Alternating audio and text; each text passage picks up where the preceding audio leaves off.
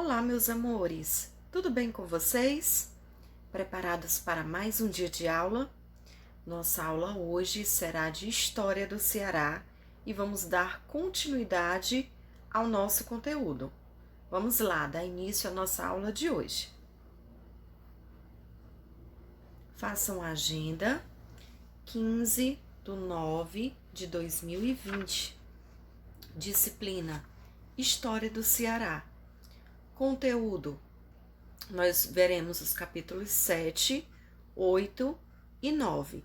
O capítulo 7, nós vamos ver as secas de 1915 a 1932, as políticas de controles da seca no Ceará, capítulo 8, e o capítulo 9, na segunda metade do século XIX, o Ceará sofre modificações socioeconômicas. Nossa atividade de hoje é da página 127.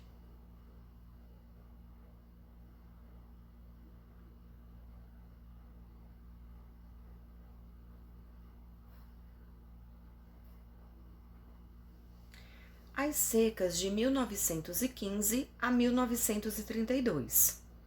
A seca de 1915, considerada a mais traumática seca que castigou o Ceará. O que a diferencia das outras secas ocorridas no Ceará é que naquele ano o governo do Ceará construiu campos de concentração para os retirantes. Esses cercados por arames farpados e vigiados para que os retirantes não fugissem e invadissem o centro de Fortaleza, eram diferentes dos abarracamentos que não tinham cerca. Então, essa seca de 1915, ela foi considerada a mais traumática seca que aconteceu aqui no estado do Ceará.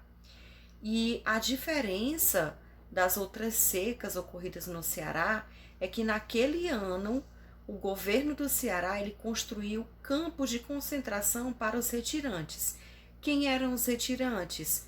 Eram essas pessoas que vinham fugindo desses locais da seca. Esses cercados por arames farpados e vigiados para que os retirantes não fugissem e viessem a invadir o centro de Fortaleza. Era diferente dos abarracamentos que não tinham essas cercas.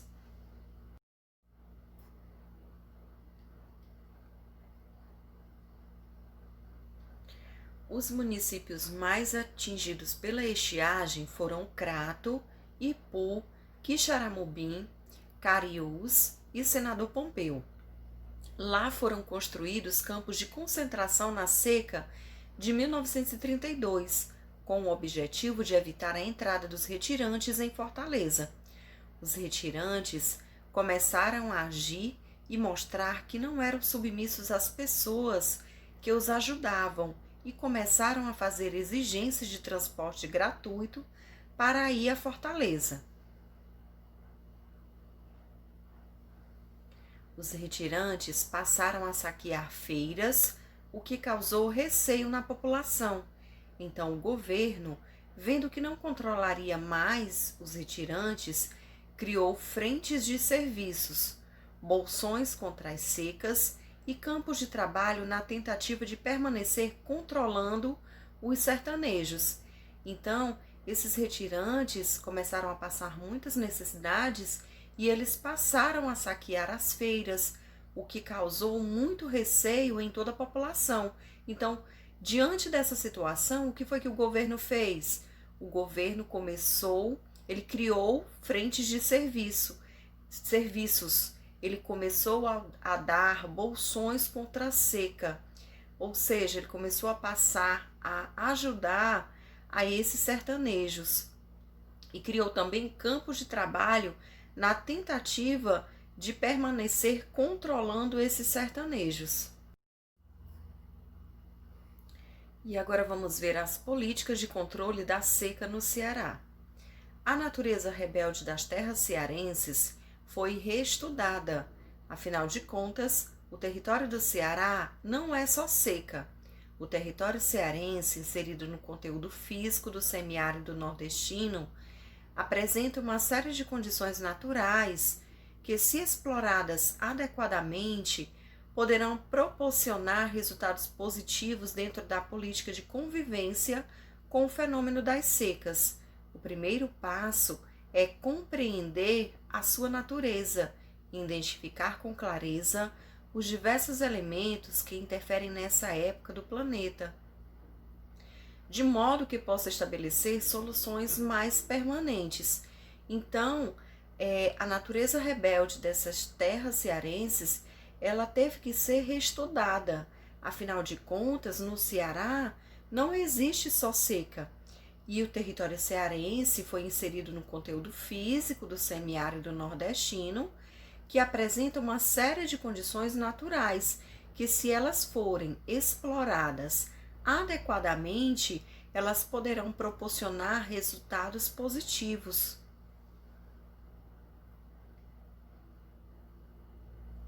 Com essa visão, começa-se a perceber a necessidade de estudar a natureza do Ceará para criar políticas sociais e de apoio ao homem do campo no combate à seca.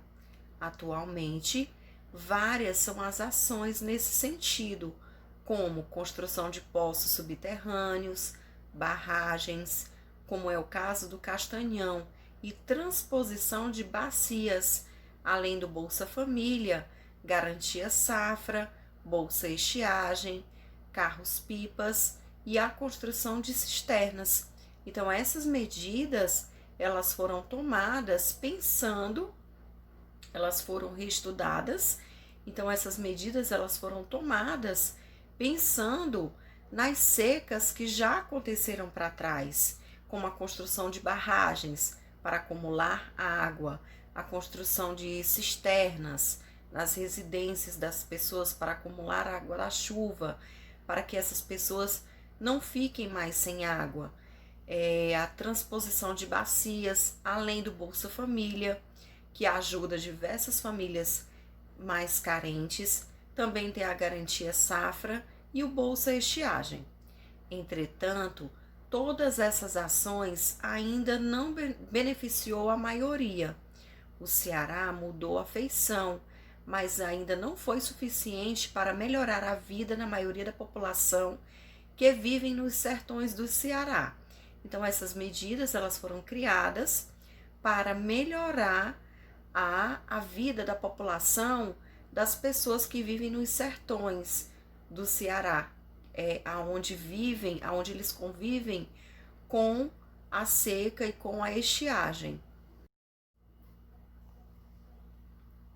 Observe a imagem. Essa imagem é a imagem do açude do Castanhão.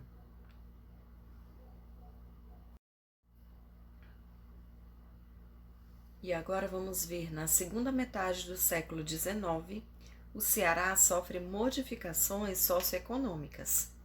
As modificações ocorridas no Ceará na segunda metade do século XIX aconteceu principalmente nas áreas urbanas. Nessa época, além do algodão, se destacaram o café, a cera da carnaúba e a borracha de maniçoba. Fortaleza se tornou o centro político e econômico do Ceará, surgindo assim as primeiras fábricas.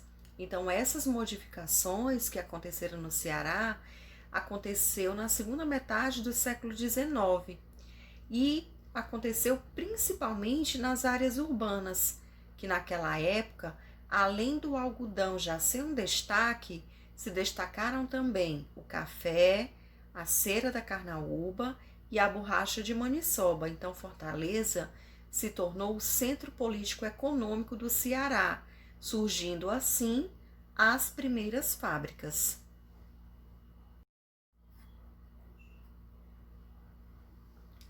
Surgiram nessa época vários equipamentos e serviços como transporte coletivo por bondes de tração animal, em 1880, e calçamento em algumas ruas. Em 1890, a cafeicultura cearense entrou em decadência. Vários foram os fatores dessa decadência do café, como, por exemplo, o envelhecimento dos cafezeiros escassez de terra para o plantio, carências de recurso para o investimento, ausência de portos, as secas e a concorrência de outros produtores. Então, nessa época, mais precisamente no ano de 1880, surgiram vários equipamentos e serviços como o transporte coletivo. E naquela época, esse transporte coletivo era por bondes de tração animal, diferente da época de hoje, que nós temos os transportes coletivos mais modernos, como o ônibus, o metrô. Então, naquela época, surgiu esse transporte coletivo, mas de tração animal.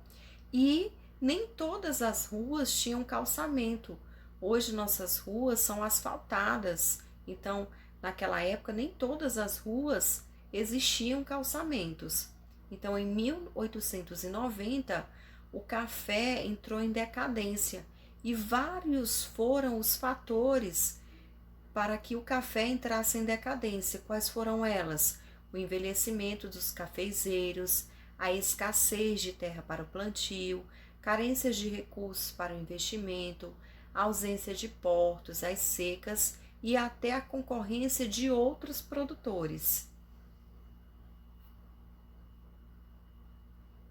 Observe a imagem. Então, essa imagem é a imagem de um bonde, transporte coletivo, de 1880, um bonde por tração animal.